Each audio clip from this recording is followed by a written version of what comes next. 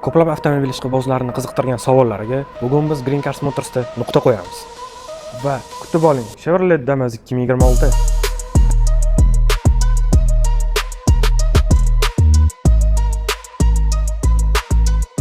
Ayni damda yangi Damas modeli 2 xil, lekin modifikatsiyasi 5 xil. Narxlarni opisiyaga yozib qoldirdik va biz obzorni boshladik. E'tiboringiz qarshisida Damas Move 1.5 modelini taqdim etamiz. Tashqi qismida to'xtasak, bu model eski modellariga qaraganda ancha kattaroq va kengroq. 1.5 litrlik 103 ta ot kuchiga ega dvigatel mehnatga shay holatda turibdi. Eshiklarni ochib yopish eskisiga qaraganda ancha yaxshiroq. Shinalari ham sezilarli darajada kichkina emas. Bu yerda 14 o'lchamli shinalar qo'yilgan. Tashqi qismi darvozadek juda katta va yukingizni qiynalmasdan joylashtirasiz.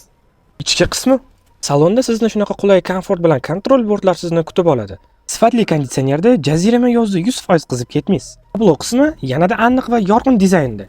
Eng maza qiladigan joyi rul elektronika bo'ldi. Okam, endi charchamasdan ketasiz. Korobkalari yumshoqqina tushadi. Qulay magnitofon va yaxshi akustika. 7 yoki 8 kishiga mo'ljallangan ushbu minivanimiz yangiliklari juda ko'p va biz bu videoni sig'dira olmadik. To'liq videoni YouTube'dagi kanalimizda ko'rsangiz bo'ladi. Hayotgancha.